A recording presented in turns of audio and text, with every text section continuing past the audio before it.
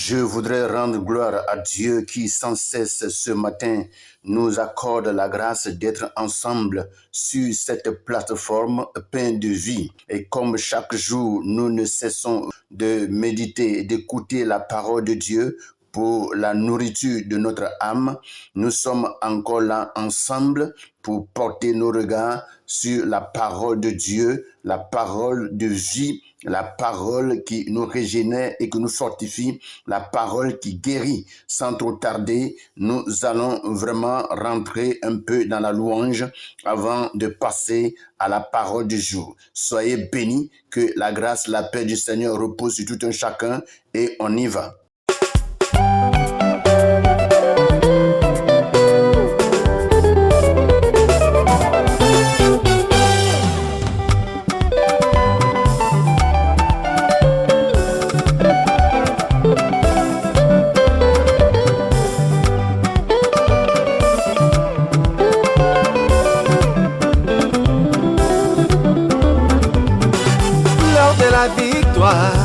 De la vérité a sonné dans mon cœur que Jésus soit loué, chantons. L'heure de la victoire, de la vérité a sonné dans mon cœur que Jésus soit loué. Oh, oh, l'heure de la victoire, de la vérité a sonné dans mon cœur que Jésus soit loué, chantons. L'heure de la victoire, de la vérité a sonné dans mon cœur que Jésus soit loué. Oh, que Jésus soit loué dans la vérité, que Jésus soit loué dans la vérité, El Shaddai soit loué dans la vérité, que Jésus soit loué dans la vérité.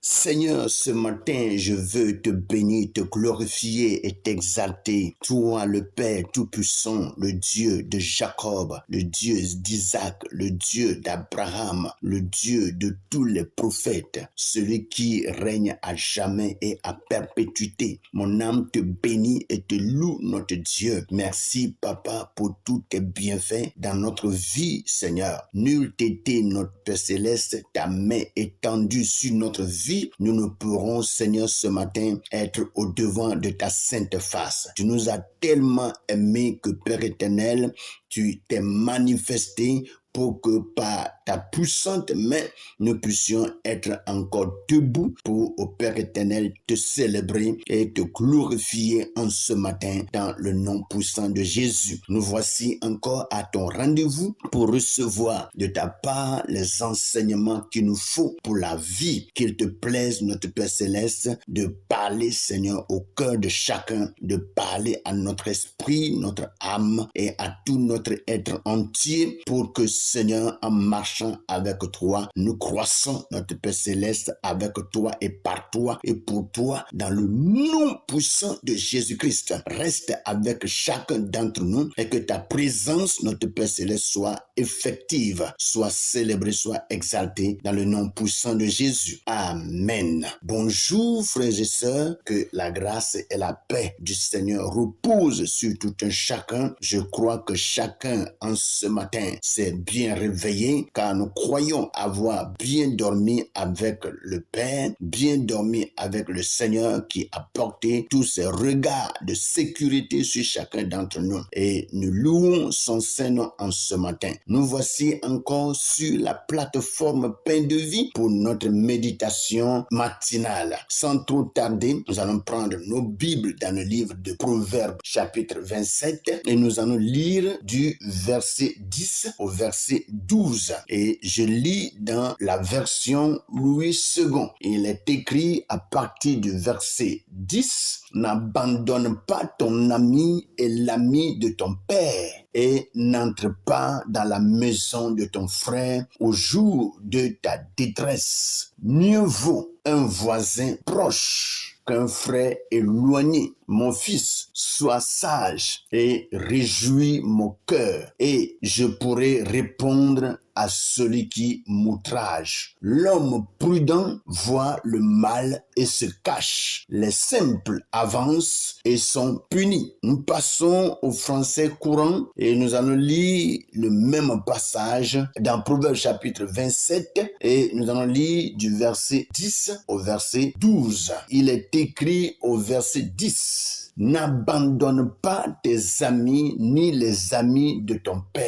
Si tu es en difficulté, ne va pas chez ton frère, car un voisin proche vaut mieux qu'un frère lointain. Conduis-toi sage, mon fils, j'en aurai le cœur rempli de joie et si quelqu'un me critique, je pourrai lui répondre. Un homme prudent voit venir le mal et se met à l'abri. Les ignorants s'y donnent la tête baissée et le payent cher. Voici un peu ce que le français courant aussi nous donne. Nous allons profiter rapidement de ces deux versions pour méditer ce matin et recevoir de la part de Dieu multiples conseils qui pourront nous aider en ce jour et dans les jours à venir. Comme nous y sommes, nous passons rapidement dans la version Louis II et nous lisons le verset 10. Il est écrit, n'abandonne pas ton ami et l'ami de ton père et n'entre pas dans la maison de ton frère au jour de ta détresse. Mieux vaut un voisin proche qu'un frère éloigné. Voici ce que le Seigneur nous donne ce matin dans le passage du jour. Comme nous y sommes, il dit, n'abandonne pas ton ami et l'ami de ton père. Ce qu'il y a lieu de savoir, nous devons en réalité noter de quel ami parle vraiment la Bible. Le livre de Proverbes chapitre 17, le verset 17 nous dit ceci, je cite,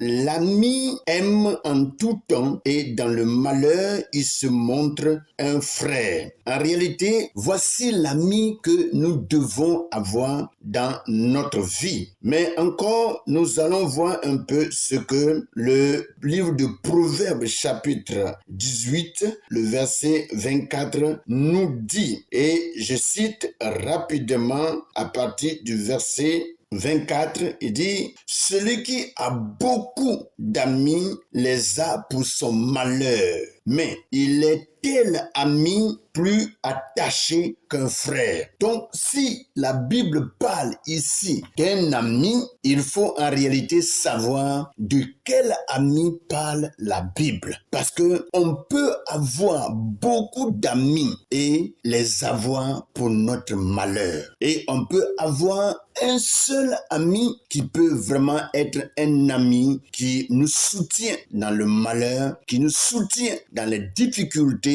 qui vraiment apporte beaucoup dans notre vie lorsque nous parvenons à une souffrance. C'est de tels amis dont la Bible parle. Il dit, n'abandonne pas ton ami et l'ami de ton père. L'ami de ton père, en réalité, c'est ton ami. Quand ton père a un ami qui a pu vraiment le soutenir et qui a pu l'aider dans l'existence, il faut savoir que cet ami aussi, lorsque ton père ne serait pas là, peut aussi porter les regards sur toi et te prendre comme son fils et t'aider comme ton père a été aidé. Donc la Bible nous le dit clairement et dit, n'abandonne pas ton ami et l'ami de ton père. Vous voyez, donc l'ami de notre père, un véritable ami, je veux dire, est vraiment ton ami. Il dit, n'entre pas dans la maison de ton frère au jour de ta détresse. Mieux vaut un voisin proche qu'un frère éloigné. Très souvent, lorsque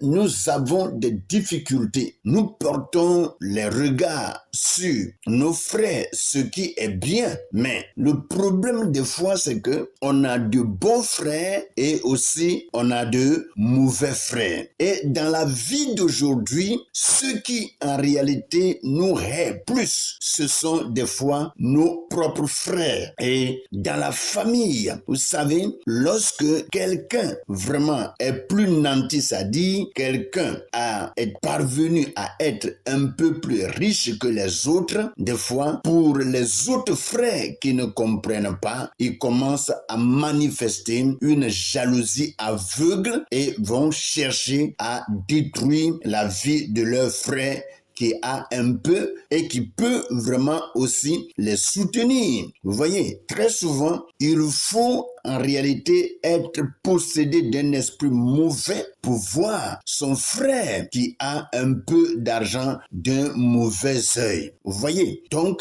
comme la Bible le dit, il dit, n'entre pas dans la maison de ton frère au jour de ta détresse. Peut-être lorsque tu es en détresse et que tu vas rentrer dans sa maison, il peut ne pas vraiment intervenir. Des fois, il peut intervenir, mais très souvent, il y a des frères de mauvais cœur qui n'interviennent pas et qui peuvent t'abandonner dans les douleurs. Et la Bible dit, s'il s'agit d'un tel frère, n'entre pas dans sa maison au jour de la détresse. Mieux vaut un voisin proche qu'un frère éloigné. Vous voyez, un voisin qui est proche, lorsque des fois tu es en difficulté et que tu tapes à la porte de ce voisin, vous allez voir que ce voisin qui a vraiment le sentiment dans son cœur, ce voisin qui est un voisin d'amour, un voisin qui a un bon cœur, va sauter sur la situation et va parvenir à t'aider, à te soutenir en toutes choses. Mais pour un frère éloigné, la Bible dit de l'oublier. Il faut vraiment que ce frère soit oublié parce que même quand tu vas crier à lui, il se peut qu'il vraiment vienne. Des fois, c'est des gens aussi qui ne se pressent pas à venir. Ils prennent tout leur temps jusqu'à ce qu'ils ne viennent. Ce qui doit arriver de mal est déjà arrivé et tu seras vraiment beaucoup atteint. Mes frères, lorsque Dieu parle, c'est que vraiment il connaît notre cœur. Il n'y a pas de cœur que Dieu ne connaît pas. Aucun cœur n'est caché au devant de lui. Aucune pensée n'est cachée au devant de lui. Il dit, mieux vaut un voisin proche qu'un frère éloigné. Lorsque tu es en détresse, il faut plutôt appeler un voisin proche que de penser à un frère qui est éloigné. En tapant à la porte ou bien en toquant à la porte du voisin, le voisin peut intervenir et t'aider et te supporter en toutes choses. Mes frères et sœurs, que le Seigneur soit béni, que l'Éternel soit béni, parce que c'est lui qui chaque jour nous éclaire et nous enseigne sur beaucoup de choses. Le français courant nous dit ceci: n'abandonne pas tes amis ni les amis de ton père. Si tu es en difficulté, ne va pas chez ton frère, car un voisin proche vaut parfois mieux qu'un frère lointain. Un voisin proche vaut parfois mieux qu'un frère lointain. Mes frères, c'est clair que lorsque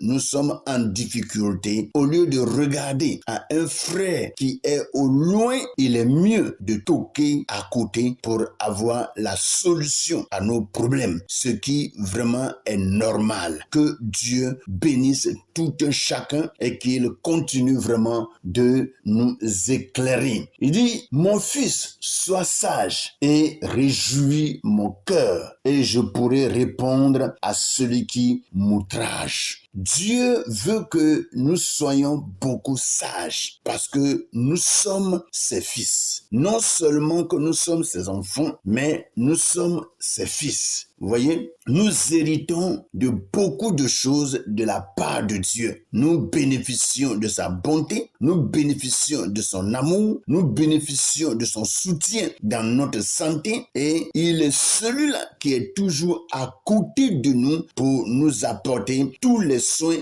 quotidiens, c'est-à-dire nous donner de quoi à manger. C'est un Père merveilleux. Et la Bible dit que il faut que nous soyons sages pour que nous puissions réjouir son cœur. Dieu veut nous voir réjouir son cœur. Comment pouvons-nous réjouir le cœur de Dieu? C'est en portant les regards sur sa parole, en l'obéissant et en agissant dans sa volonté. Alléluia. Si nous ne parvenons pas à lire la parole de Dieu, ou soit à l'écouter, à mettre cette parole en pratique, nous ne pourrons pas réjouir le cœur de Dieu. Ce que Dieu veut, c'est que nous parvenons vraiment à le connaître et que nous puissions le connaître de tout notre cœur et que nous puissions vivre avec lui. Il dit, mon fils, sois sage, réjouis mon cœur et je pourrai répondre à celui qui m'outrage. Vous savez, nous sommes vraiment des enfants qui sont comme des princes et des princesses pour les rois. Vous voyez? Et il y a les rois de ce monde, mais notre Dieu est le roi des rois. Et quiconque en réalité l'appartient devient un prince ou bien une princesse. Nous sommes des princes et nous sommes des princesses. Et en réalité, il n'est pas possible que quelqu'un se mette là à dire quoi que ce soit sur notre vie. Non, nous sommes des enfants de Dieu. Et Dieu veut que ceux qui ne le connaissent pas parviennent vraiment à le respecter. Pour que ceux-là parviennent à respecter Dieu, il faut que nous qui sommes enfants de Dieu, nous parvenons à être sages pour réjouir le cœur de notre Père. Et si on réjouit ainsi son cœur, quiconque vraiment nous outrage a outragé le Père. Et c'est le Père qui interviendra à notre place. Vous voyez, il n'est pas à nous des fois vraiment de répondre à l'ennemi, mais il est à Dieu de le faire parce que nous sommes de Dieu et Dieu nous aime et porte ses regards chaque jour sur notre vie. N'est-ce pas merveilleux? Et c'est pour cela, soyons vraiment sages pour que le cœur de notre Père soit réjoui et qu'il puisse intervenir lorsque l'ennemi vient à tenter de nous toucher, tenter de nous détruire. Que Dieu puisse prendre notre place et nous sauver. L'homme prudent voit le mal et se cache. Les simples avancent et sont punis. Mes frères et sœurs, celui qui est prudent, c'est-à-dire quelqu'un qui est sur le qui-vive, quelqu'un dont l'esprit est réveillé, quelqu'un qui vraiment sait voir de loin les dangers et qui essaie vraiment de les éviter, celui-là est vraiment imprudent. Vous voyez? Et il est dit que l'homme prudent voit le mal et se cache. Il y a des gens aujourd'hui qui voient le mal mais ne se cachent pas. Même au jour d'aujourd'hui, vous allez voir les gens qui traversent la route et ils marchent comme s'ils sont au salon. Les gens qui traversent la route, ils traversent la grande route où vraiment les voitures passent. Vous allez les voir marcher comme s'ils sont au salon. Pour eux, ils ne voient pas le danger qui vient. En passant et que tu marches comme ça, s'il y a une voiture dont les freins ne sont pas vraiment habiles, ils vont te ramasser. Et qui va souffrir? C'est vrai, la voiture peut payer l'assurance après, mais c'est toi qui as les os brisés. C'est toi qui vas porter les douleurs. La souffrance là, c'est toi. Ce n'est pas le chauffeur. Et c'est pour cela, il faut vraiment que nous parvenons à être prudents. Nous parvenons à être prudents. Et lorsqu'il y a un danger, fuyons le danger. Vous voyez, je dis très souvent que les païens jusqu'ici qui n'ont pas encore accepté le Seigneur, c'est des gens qui voient le danger, mais ils ne veulent pas en réalité être prudents pour qu'ils puissent se cacher. Vous voyez, on parle de l'enfer, mais les gens s'en fichent. L'enfer, ça ne leur dit rien. L'enfer, c'est pas leur problème. Ils peuvent vivre comme ils veulent. Pour eux, la vie s'arrête ici-bas. Or, ils se trompent. La vie ne s'arrête pas ici-bas. Je me pose la question, est-ce qu'ils ne dorment pas? S'ils dorment, est-ce qu'ils ne font pas vraiment des songes? Est-ce qu'ils ne rêvent pas? Et quand ils rêvent, ils croient que c'est quoi? Et quand on rêve, c'est que quand tu dors, ça veut dire que quelque part d'autre, il y a une vie qui se vit. Et il faut que nous notons cela. Il faut que nous notons cela pour que nous puissions vraiment être prudents et accepter le Seigneur le plus tôt possible pour ne pas être vraiment livrés à l'ennemi, livrés au feu éternel que nous appelons l'enfer. Mes frères et sœurs, soyons vraiment prudents. Soyons prudents. Le français courant dit, « Conduis-toi sagement, mon fils, j'en aurai le cœur rempli de joie. » Et si quelqu'un me critique, je pourrai lui répondre. Un homme prudent voit venir le malheur et se met à l'abri. Les ignorants s'y donnent tête